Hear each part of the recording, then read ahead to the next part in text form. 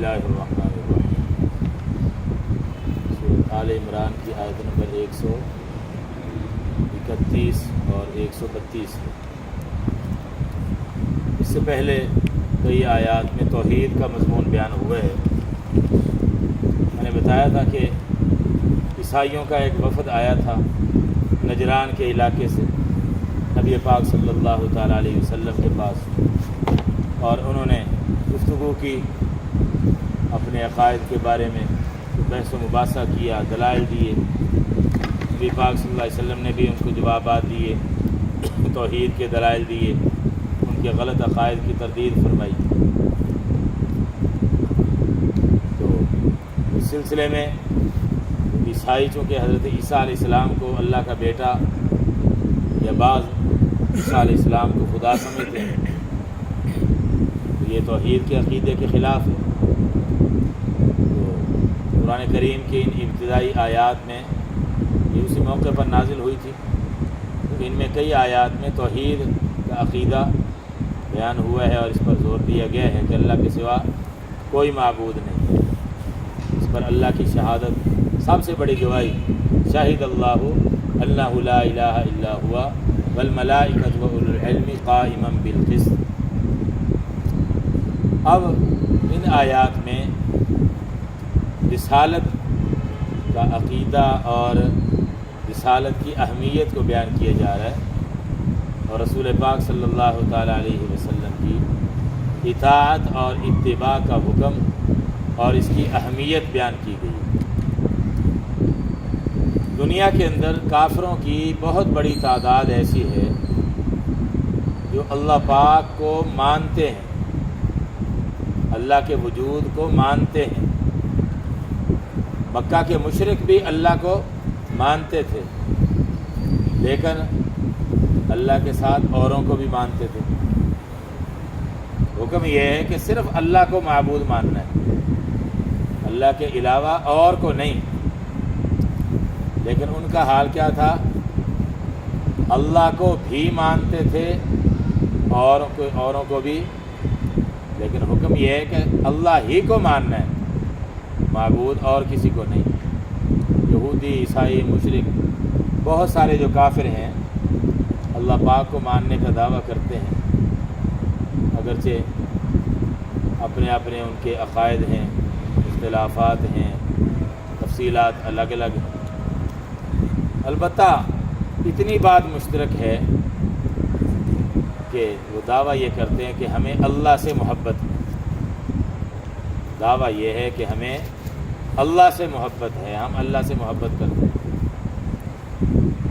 ان آیات میں سے پہلی آیت میں یہ فرمایا جا رہا ہے کہ اے نبی صلی اللہ علیہ وسلم، آپ بتا دیجئے، لوگوں کو فرما دیجئے کہ اگر تم اللہ سے واقعی محبت رکھتے ہو نا، اس دعوے میں اگر سچے ہو، تو پھر اللہ نے جو اپنا آخری پیغمبر بھیجا ہے حضرت محمد صلی اللہ تعالیٰ علیہ وسلم، اللہ کے سچے رسول، پھر ان کی پیروی کرو، پھر پتہ چلے گا تم اس محبت کے دعوے میں کتنے سچے ہو۔ اللہ سے اگر محبت کا دعویٰ ہے تو پھر دنیا کا ایک اصول ہے، محبوب کا محبوب بھی محبوب ہوتا ہے، دوست کا دوست بھی دوست ہوتا ہے۔ تو حضور پاک صلی اللہ علیہ وسلم اللہ کے محبوب ہیں، تو تم اگر اللہ سے محبت کا دعویٰ کرتے ہو تو جو اللہ کا محبوب ہے پھر اس سے بھی محبت ہونی چاہیے، اور جب محبت ہوگی سچی تو پھر پیروی بھی کرنی پڑے گی، اس لیے کہ محبت کا تعلق ہے دل کے ساتھ۔ مرکز کون سا ہے؟ دل ہے، لیکن پتہ کیسے چلے کہ دل میں محبت ہے؟ ظاہر ہے کہ ان ظاہری آثار سے، اعمال سے ہی پتہ چلے گا نا کہ محبت کتنی ہے دل میں، اس محبت کے دعوے میں سچا ہے یا نہیں۔ زبان سے تو دعویٰ بہت کرتا پھرے کہ مجھے فلاں بزرگ سے محبت ہے، فلاں سے محبت ہے۔ وہ بزرگ اگر کہہ دے کہ بھائی یہ کام کر لو، یہ کام کر لو، اس کام سے بچ جاؤ، اس کام سے بچ جاؤ، کہتا جی یہ تو میرے کو نہیں آتا، یہ کام بڑا مشکل۔ محبت کس چیز کی؟ زبان سے بڑا دعویٰ ہے کہ مجھے اس سے محبت ہے، لیکن بات ماننے کے لیے تیار نہیں۔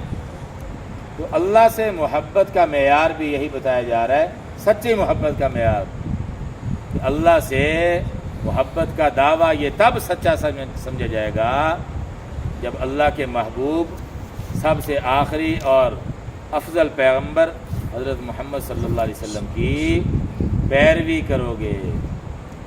اور پھر جو اللہ سے محبت کا دعویٰ کرتا ہے اور یہ کہتا ہے کہ مجھے اللہ سے محبت ہے، اس کا جی یہ چاہتا ہے کہ اللہ بھی مجھ سے محبت کرے۔ ہم اگر کسی سے محبت کرتے ہیں تو ہمارا جی نہیں چاہتا کہ وہ بھی ہم سے محبت کرے۔ تو جو اللہ سے محبت کرنے کا دعویٰ کرتے ہیں تو ان کا دلی یہ تقاضا ہے، تمنا ہے کہ اللہ بھی ہم سے محبت کرے۔ اللہ پاک فرما رہے ہیں کہ میں تمہیں نسخہ بتا رہا ہوں، اگر تم یہ چاہتے ہو کہ میں تم سے محبت کروں پھر میرے محبوب کی مان کے چلو، میرے محبوب پیغمبر صلی اللہ علیہ وسلم کی پیروی کرو، یحببکم اللہ، تو پھر اللہ تم سے محبت کرے گا۔ پہلے تم محبت کا دعویٰ کر رہے تھے کہ ہمیں اللہ سے محبت ہے، اب تم اللہ کے محبوب بن جاؤ گے۔ جب اللہ کے محبوب کی اداؤں کو اپناؤ گے تو تم بھی اللہ کے محبوب بن جاؤ گے، اور پھر اللہ پاک تمہارے گناہوں کو بخش دے گا، واللہ غفور الرحیم۔ اور پھر اطاعت کا حکم دیا، قل اطیعوا اللہ والرسول، رسول پاک صلی اللہ علیہ وسلم جو تمہیں احکام دیتے ہیں ان کو مانو۔ اطاعت اور اتباع یہ دو لفظ ہیں، اطاعت اور اتباع۔ اطاعت کا معنی ہوتا ہے بات ماننا، فرما برداری کرنا، بڑا جو حکم دے اس کو مان لو، بس اپنی عقل میں آئے یا نہ آئے، لیکن جس کو بڑا مان لیے ہے، جس کو اللہ کا پیغمبر مان لیے ہے، ظاہر ہے اللہ کے بعد ہمارے لیے سب سے بڑی شخصیت وہی ہے، اور ان کے بغیر تو ہم اللہ کو بھی پہچان نہیں سکتے، اللہ تک بھی نہیں پہنچ سکتے ان کے بغیر۔ اس لیے پیغمبر کی جو ذات ہوتی ہے بہت مرکزی حیثیت ہوتی ہے، اس کی وہ مرکز اور محور ہوتا ہے پیغمبر کی ذات، اس لیے کہ اللہ سے براہ راست تو کسی کا تعلق ہے نہیں، کوئی ایسا طریقہ نہیں کہ ہم فون ملائیں، موبائل پر پوچھ لیں اللہ پاک سے کہ اے اللہ جی اس وقت یہ میں کام کرنے لگا ہوں، یہ آپ کو پسند ہے یا نہیں، جی میں اس سے بات کرنے لگا ہوں فلاں معاملے میں، تو یہ آپ کو پسند ہے یا نہیں۔ تو ایسا کوئی ہمارے پاس ذریعہ نہیں، ذریعہ یہی ہے اللہ نے پیغمبر بھیج دیا، انہوں نے اصول بتا دیے، احکام بتا دیے کہ اللہ ان کاموں سے راضی ہے، ان کاموں سے ناراض ہے، عملی طور پر کر کے دکھا دیا، اس لیے ان کی سنت کی پیروی کرو، فاتبعونی، اتباع کرو، اور جن کاموں کا حکم دیا ہے ان کو کرو، اطاعت کرو، جن کاموں سے بچنے کا حکم دیا ہے ان سے بچو، اطاعت کرو، تو تم اللہ تک پہنچ جاؤ گے، اللہ رب العزت تمہیں معاف فرما دیں گے، اللہ کے محبوب بن جاؤ گے۔ ہمارے ایک استاد جی نے بڑی اچھی مثال دی ایک دفعہ، فرمایا کہ رات کا وقت ہو، کوئی آدمی گاڑی میں سفر کر رہا ہے اور یہ ڈرائیور زیادہ تجربہ کار بھی نہیں، گاڑی چلا رہا ہے ڈرائیور زیادہ تجربہ کار بھی نہیں، سفر ہے رات کا، اور صرف رات نہیں بلکہ دھند ہے، سردیوں کا موسم ہے۔ تو اب اس کے لیے منزل تک پہنچنے کا ایک بڑا آسان طریقہ ہے، اس سے آگے کوئی ماہر ڈرائیور اگر کوئی گاڑی لے کے جا رہا ہو تو بس یہ اس کے پیچھے لگا دو، جدھر جدھر وہ جا رہی ہے اس کو پتہ ہے کہ اس نے بھی اسی منزل تک پہنچنا ہے، یہ ماہر ہے، مجھے اس پر اعتماد ہے، تو یہ گاڑی اپنی اس کے پیچھے پیچھے اندھیرے میں دھند میں تو انشاءاللہ یہ منزل تک پہنچ جائے گا۔ اسی طرح سے رسول پاک صلی اللہ تعالیٰ علیہ وسلم وہ جانتے ہیں کہ اللہ کی رضا کیسے ملے گی، وہ جانتے ہیں اللہ کے نکاموں سے خوش ہوگا، وہ جانتے ہیں کہ منزل تک کیسے پہنچنا ہے، ان کے پیچھے پیچھے چلیں گے فتبعونی یحببکم اللہ، تو منزل تک پہنچ جائیں گے، اللہ راضی ہو جائے گا، اللہ محبوب بنا لے گا ہمیں، اللہ ہم سے محبت کرنے لگے گا، تو سارے کام ہی سیدھے ہو جائیں گے انشاءاللہ۔ اللہ ہمیں توفیق عطا فرمائے۔ وہ ایک عربی کا شعر یاد آ گیا، کسی عربی کے شاعر نے یہ کہا ہے، تحصل الہ وانت تظہر حبہ ھذا لعمری فی الفعال بدیع۔ تو شاعر کہتا ہے کہ تو اس الہ سے، معبود سے محبت کا دعویٰ تو کرتا ہے، لیکن عمل سے تو نافرمانی کر رہا ہے، حکم اس کا مانتا نہیں ہے، نافرمانی میں مبتلا ہے۔ یہ تو بڑی عجیب بات ہے، بڑا عجیب معاملہ ہے۔ لو کان حبک صادقا لاطعتہ ان المحب لمن یحب مطیع۔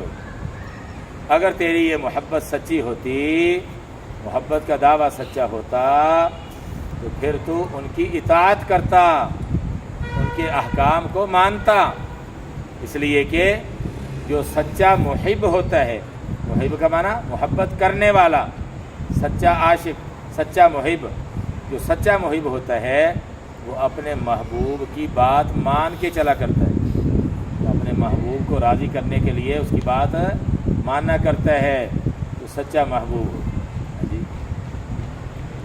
بعض کتابوں میں ایک مثال بزرگوں نے دی ہے، بس ایسے یاد آ گئی، اگرچہ مثال تو ایسی ہے، لیکن مثال کا مقصد ہوتا ہے بات سمجھنا۔ بعض دفعہ مثال گھٹیا سی ہوتی ہے، لیکن اس سے نتیجہ جو نکلتا ہے وہ بڑا اعلیٰ ہوتا ہے۔ قرآن نے بھی مکھی مچھر کی مثالیں دی ہیں کہ نہیں دی؟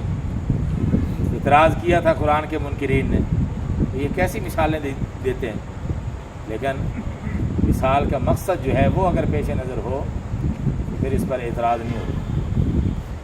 کسی نے لکھا کتاب میں کہ ایک آدمی بڑا رو رہا تھا، کسی نے پوچھا کہ کیوں رو رہے ہو؟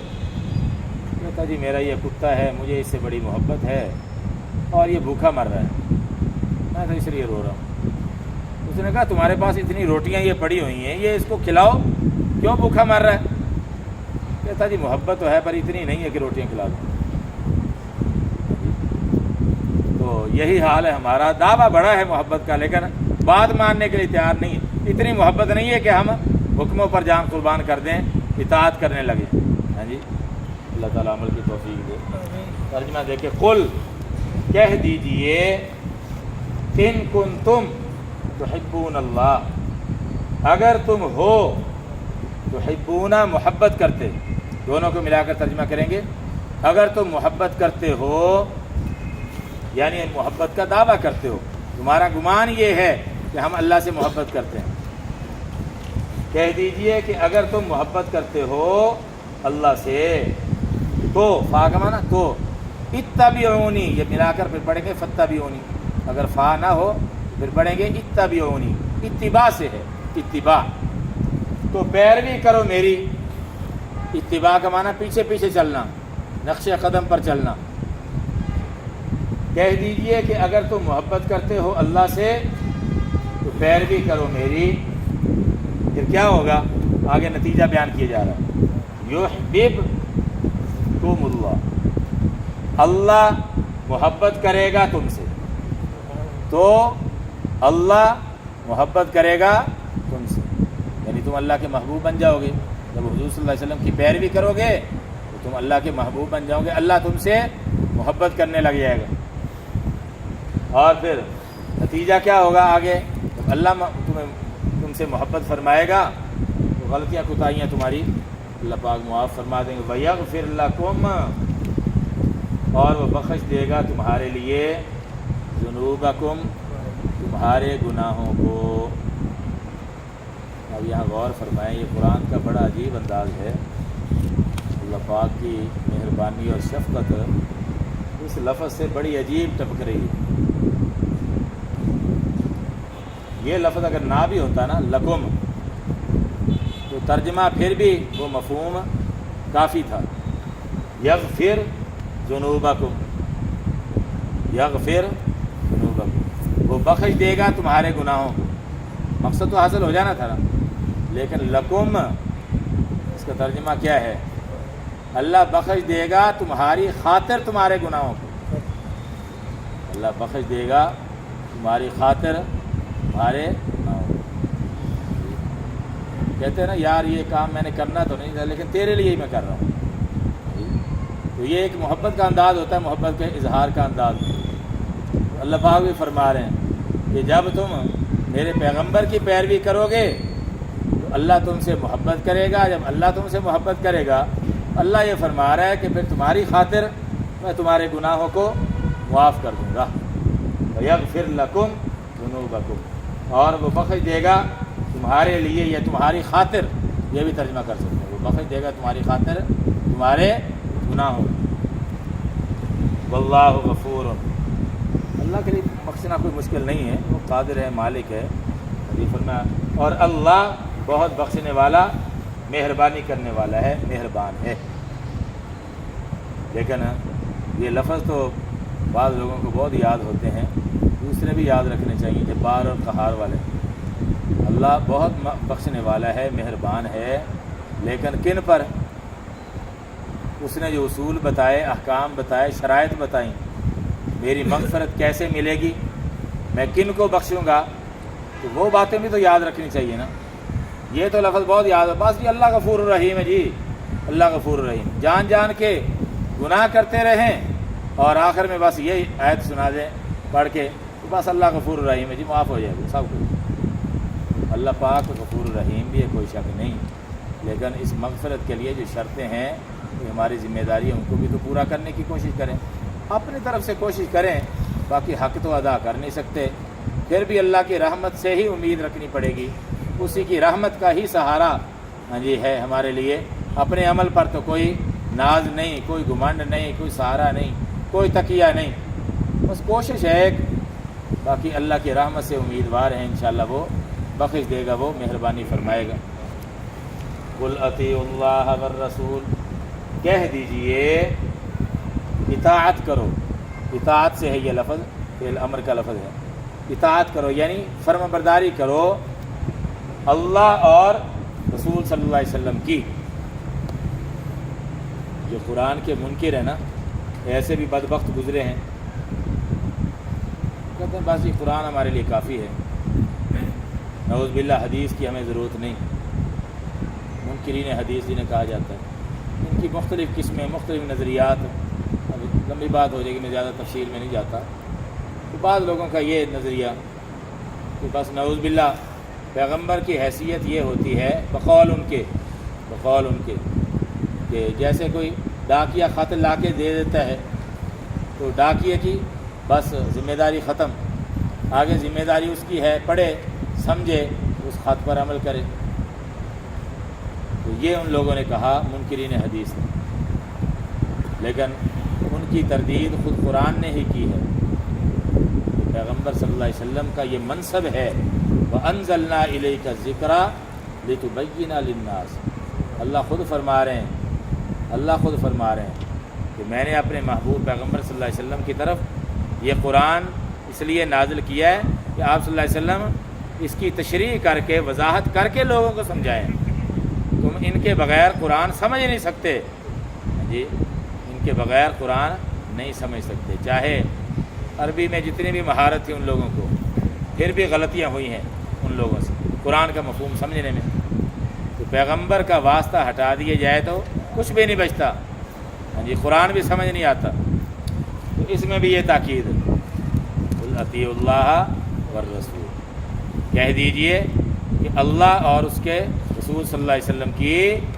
اطاعت کرو، فرما برداری کرو، فَإِن تَوَلَّوْا، اچھا پیغمبر کی فرما برداری کم از کم درجہ یہ ہے کہ ان پر ایمان لایا جائے، اور اس سے اعلیٰ درجہ ان کے احکام کی اتباع، اطاعت، فرما برداری، اور کم از کم درجہ کیا ہے، وہ جو دین لائے ہیں، جو عقائد بتائے ہیں ان پر ایمان لائے، ان کو سچا نبی سمجھے۔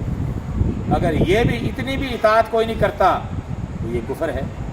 ایسے لوگوں کے بارے میں آگے وعید بیان ہو رہی ہے، فَإِن تَوَلَّوْا، بس اگر وہ لوگ منہ موڑیں، اعراض کریں، یعنی یہ سب سے جو کم درجہ ہے اطاعت کا وہ بھی ان کو حاصل نہیں، انہوں نے منہ موڑ لیا فَإِن تَوَلُّوا، پس اگر وہ لوگ منہ موڑے پھر یاد رکھو فَإِنَّ اللَّهَ، بے شک اللہ لا يحب الکافرین، بے شک اللہ کافروں سے محبت نہیں رکھتا۔